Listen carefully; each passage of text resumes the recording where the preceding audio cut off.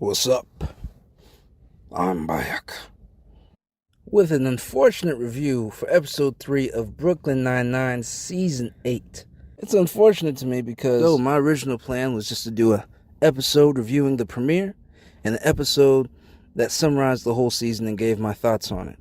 This was so bad, it almost reminded me of the Hangover movies and how each and every iteration they kind of declined and just how original the concept was. That's what this episode felt like the start of for Brooklyn Nine-Nine.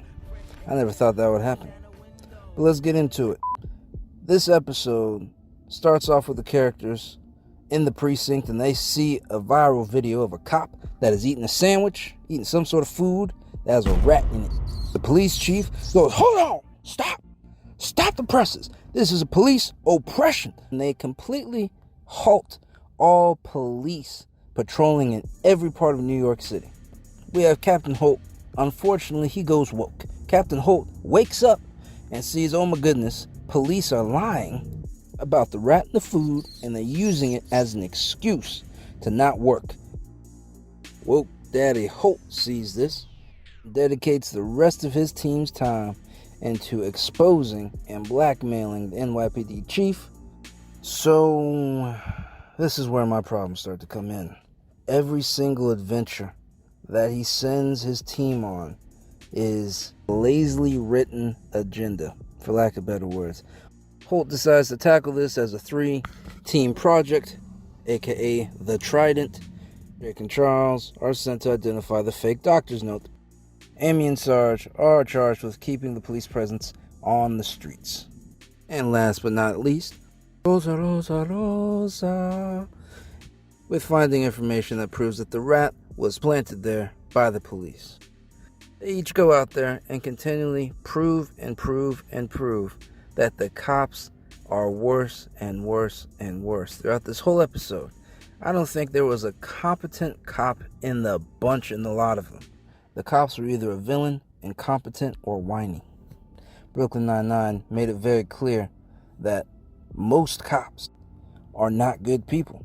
Whereas before, it was very clear that Munch, the Vulture, and other incompetent cops were the villains of the show. Whereas now, you're a villain by default, just by being a cop. Not all cops are bad. And I'm a black dude myself, and I've had bad alterations with cops. And not all of them are bad, and I just wish this show continued to put that perspective in the world, because that was the beauty of the show. Its charm came from it took a very divisive topic and gave some humanity to it.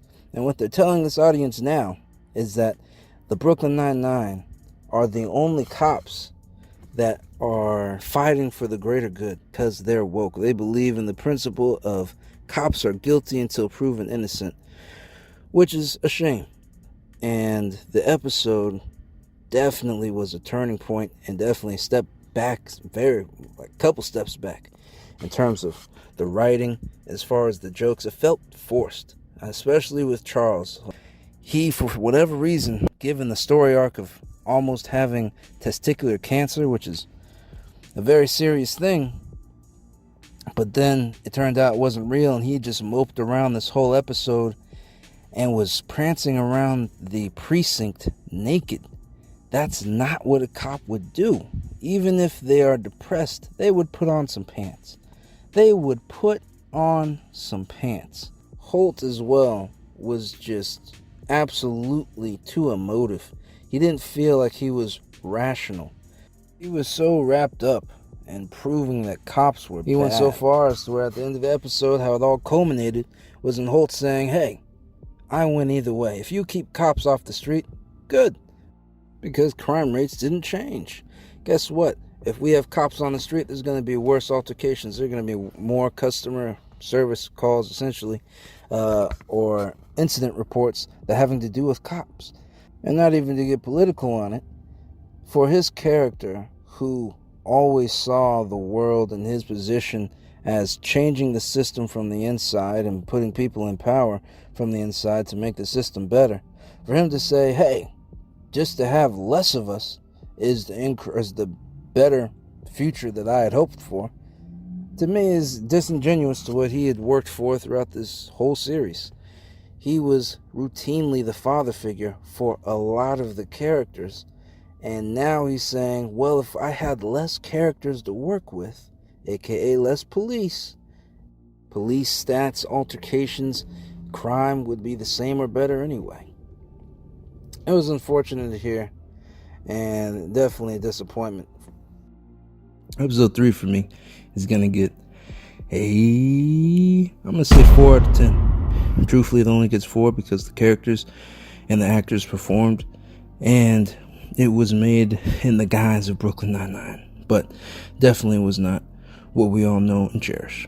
Y'all have a good one. Hope you guys enjoyed this longer form content. Please leave a comment if you liked what you saw, what you heard.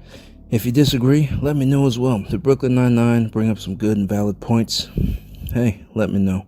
You all have a good one. Peace.